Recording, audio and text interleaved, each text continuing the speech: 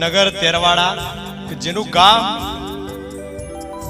આજે ચેહર તરીકે ઓળખાય અને જગતમાં કહેવાય છે ને કે દરેક દેવી પાછળ એક નામ જાણીતું હોય.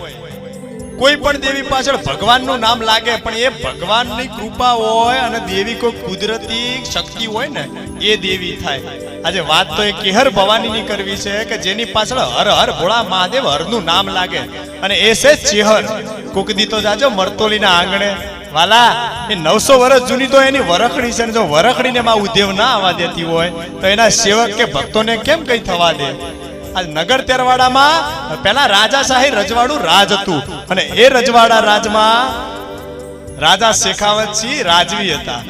ભલે વાલા કરોડોની મિલકત હોય ને, ગમે એટલું રાજ હોય, ગમે એટલા પાટ હોય, પણ ઘરના આંગણે દીકરી દીકરો ન હોય ને તો એ મિલકત કે રજવાડું કોઈ કામનું નહીં. પણ આ રાજાને આવી બધી પરિસ્થિતિ હતી તો એના પડખે ઓગણનાથ બાવાની મઢી હતી કે જ્યાં અલખ નામનો ઓટલો કહેવાય. આ જગતમાં જેને જેને અલખ ભજ્યો છે ને એના કામ તો પોતે જગતના બાપ અખિલ બ્રહ્માંડના માલિકે કર્યા છે.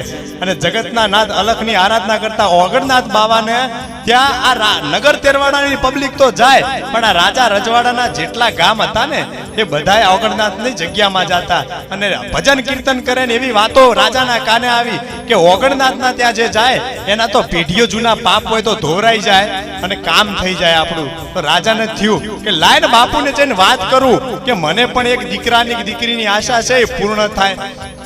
અને એ ઠકરાણા શેખાવતસિંહ રાજા બંને નીકળ્યા અને ઓગણનાથ બાવાને મઢીની વાટ પકડી ઓગણનાથ બાવાની મઢીએ આવી અને બેઠ્યા.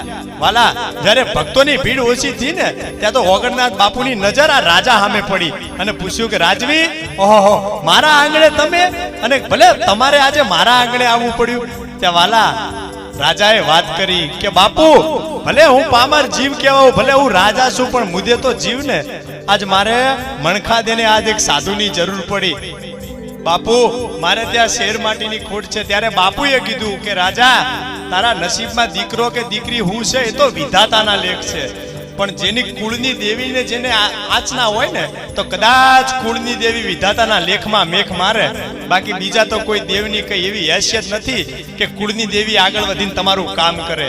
તો રાજાને બાપુએ કીધું કે તારી કુળની દેવીની તું તપસ્યા કર અને ઈ કહે કદાચ થાય. ત્યારે રાજાએ અઘોર વનમાં જઈને કુળદેવી ચામુંડનું તપ કર્યું.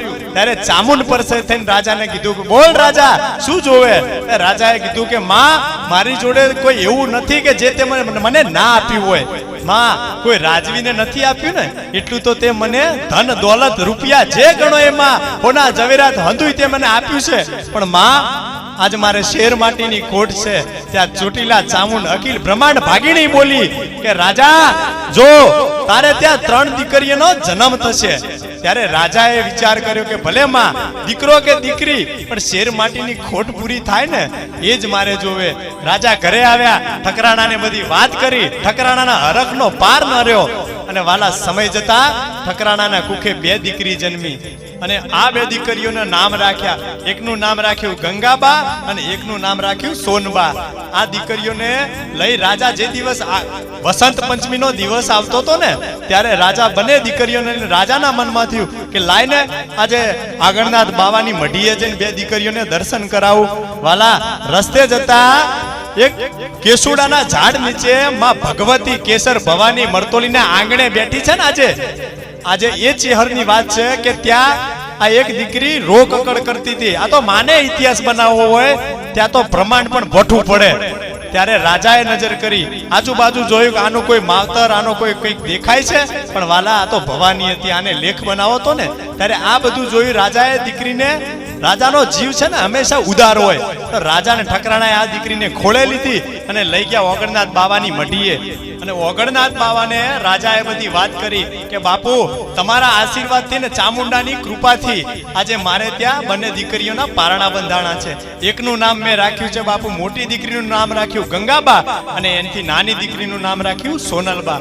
બાપુ પણ હું જ્યાં તમારી વાટે આવતો હતો ને, આગળનાથ બાપા તમારી મઢીએ આવતો હતો ને, ત્યારે મને રસ્તામાં કેસુડાના ઝાડ નીચેથી આ દીકરી મળી છે. ત્યારે બાપુએ કીધું કે ભલે રાજા તને 3 દીકરીનું વરદાન તો ચામુંડે આપ્યું હતું, તો ચામુંડે સિદ્ધ કરી બતાવ્યું છે.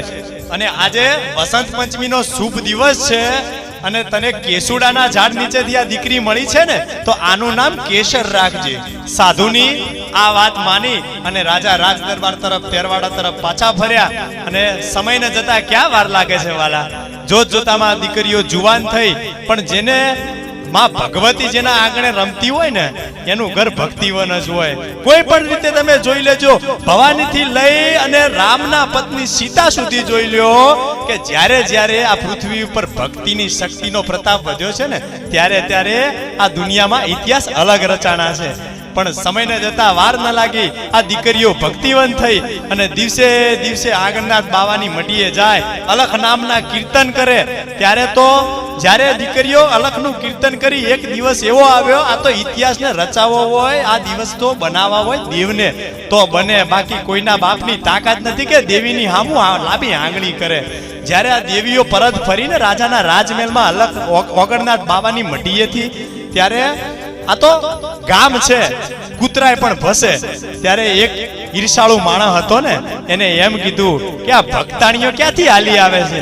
ત્યાં તો વાલા હોનબા ને ગંગાબા તો કાંઈ ના બોલ્યા, પણ કેસરની જ્યારે નજર પડી ને એના હામું, તો એની જીભ વાલા હાથ ભરી તો બહાર આવી ગઈ.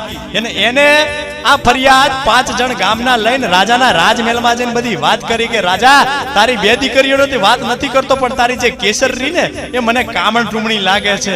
કેમ કે મેં એને આટલું કીધું, એમાં તો મારી જીભ એને બહાર લાવી દીધી. ત્યારે રાજાએ વિચાર કર્યો કે નક્કી આ કંઈક અલગ લાગે છે. પહેલા તો રાજાએ વાત કરી કે આપણે રાજપૂત કહેવાય, આપણને ભક્તિ ના શોભે, દીકરીઓ તો રાજમહેલની ગાદીએ શોભે, આ બાવાના ઓટલે ના શોભે. પણ ભલે મુદે રાજા હોય, પણ એનામાં લોહી તો રાજવીઓનું હોય ને, એને પણ વિચાર આવે તો સ્વાભાવિક છે. રાજાએ વિચાર કર્યો કે આ દીકરી છે ને, એ કોક દિવસ આનો આ ત્રાસ રહેશે ને આનો, તો મારું નાક કપાવશે. વાલા રાજાને વાસ્તવમાં તો ક્યાં ખબર હતી કે ભવાની છે. તો રાજાએ વિચાર કરીને એના જે 2 ભત્રીજા હતા ને, એના ભાઈના દીકરા, એમને બોલાવ્યા. આંબુસિંહ ને જાંબુસિંહ ને બોલાવીને કહ્યું કે જાઓ આપણી કેસરને કુવે લઈ જાઓ, એને છે ને ભૂત પલિત ડાકણ કઈક વળગ્યો છે ને તો એ જાતો રહે. ત્યારે આંબુસિંહ જાંબુસિંહ કીધું ભલે બાપુ, મોટા બાપુ અમે જઈએ.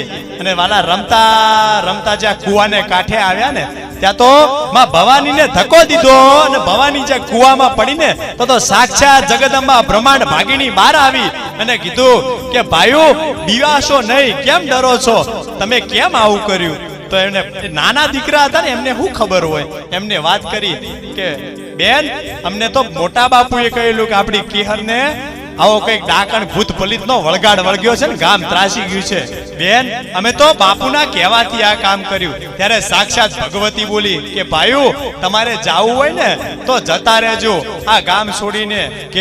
કેમ કે હવે આ ગામ ઉપર બહુ મોટી આફત આવશે. હું કેસર ભવાની શ્રાપ આપું છું કે નગરનું ટગર થશે અને આ તેરવાડું તડકે બળશે.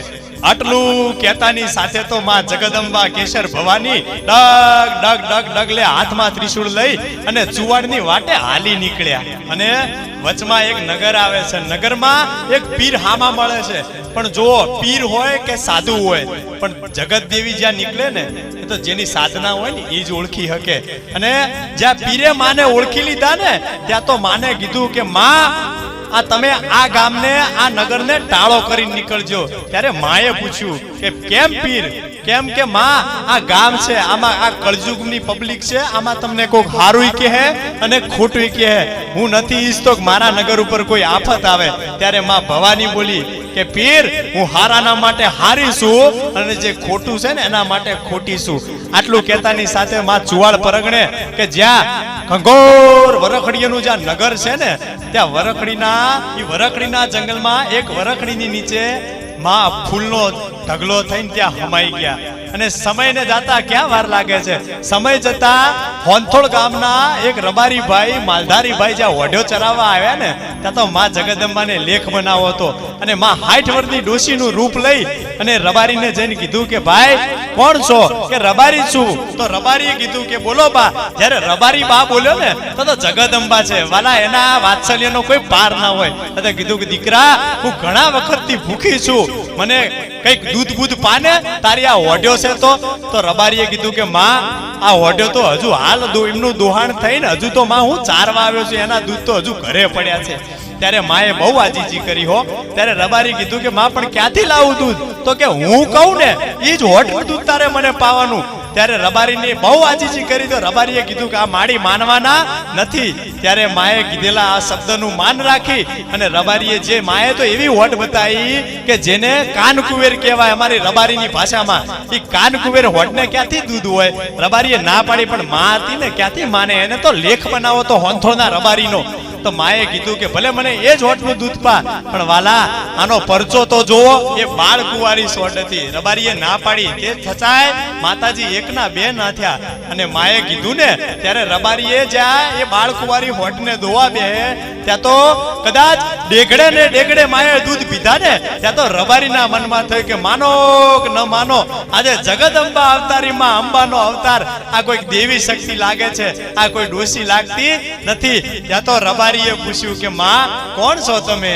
તો માં કેસર ભવાની બોલી કે ભાઈ દેહાઈ હું માં છું, હું જગદંબાનો અવતાર છું. પણ આજે ઘણા વર્ષોથી જે જંગલમાં કોઈ આવતું નહોતું ને, આજે તારી હોઢ્યોને અહીંયા ચર્ચા જોઈને તો મને જગદંબાને હરખનો પાર ન રહ્યો.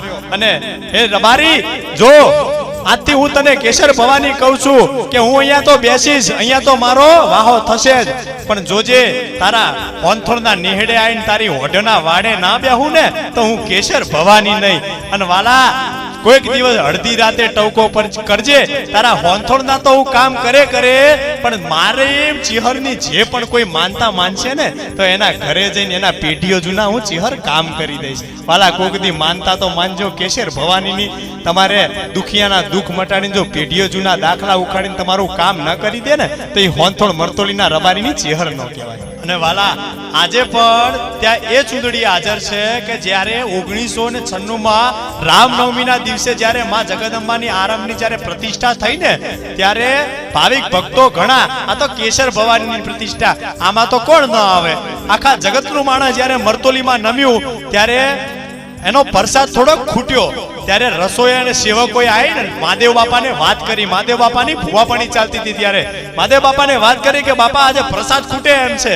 ત્યારે મહાદેવ બાપાએ 1 ફૂટની ચૂંદડી આપી અને કહ્યું કે આ ચૂંદડી એ પ્રસાદ ઉપર ઢોકી દો. ત્યારે સેવકોએ તો ઢોકી તો ખરી, પણ જ્યારે અંદર લાડવા લેવા ગયા ને ત્યારે 1 ફૂટની ચૂંદડી 10 ફૂટ લાંબી થઈ ગઈ હતી. અને વાલા ઈ પ્રસાદ લાખો માણસોએ જમ્યો, ખૂટ્યો તો નહીં વાલા. પણ જ્યાં જ્યાં માની પ્રતિષ્ઠા જ્યારે એનો પૂર્ણાહુતિ થઈને ત્યાં તો આજુબાજુના શ્યામાળાના જેટલા ગામડા હતા ને ગામડામાં એક માણસે ઈ માના લાડવાનો પ્રસાદ લીધો. અને કોકદી મરતોલી જાવ ને તો જોજો સાહેબ કાલ હવાર બનાવેલું હોય તો કલાક પછી જો આપણું બનાવેલું ભોજન વાસી થઈ જતું હોય તો આટલા 22-23 વર્ષે ઈ લાડવાનો પ્રસાદ આજે માની વરકડીની પડખે જઈને જોજો ઈ ચૂંદડીની 5 લાડવાનું તોરણ આજે હૈયા છે. આનાથી મોટા વિના પરચા બીજા કયા હોય? અને આજે પણ ઈ મહાદેવ બાપાના દીકરા કાનજી ભગત જ્યારે સાહેબ ગમે એને બાધા આપે ને તો આ કેસર ભવાની એના વાંજિયા મેણા ભાગે. એને પેઢીએ જૂનું દુઃખ હોય ને તો એનો પળમાં ભાગીને ભૂકો કરીને કે આવી તો ચેહરના પડચા છે. અને એક કહેવત છે કે દેવ છે ને એ કોઈ દિવસ દેવું ન રાખે, અને આ તો ભગવતી હતી, આ ક્યાંથી રાખે? જ્યારે હોંથોળના રબારીનું માએ દૂધ પીધું હતું ને વરખડીની જાડીઓમાં, ત્યારે જ્યારે જાડીઓમાંથી ઈ ગોવાળ હોડ્યો લઈને જ્યારે હોંથોળના ગોદરે પોક્યો ને ત્યાં તો જ્યાં દાતાનો રાણો, જ્યાં જગદંબા અંબા અવતારમાં અંબાજી એની પડખે જઈને જ્યાં દોતામાં બેસે ને વાલા એવી જ રીતે હોંથળમાં આજ માં ચેહર ભવાની આવી અને રબારીની પડખે આવીને એની હોઢના વાડામાં એને બેહણા કર્યા છે. અને આજે પણ સાંથળ ગામમાં 18 વરણ એની પૂજા કરે. 18 વરણ જેને માને ને એ રબારીના આંગણે આજે પણ માં પ્રગટ પૂજાય છે. જય ચેહર.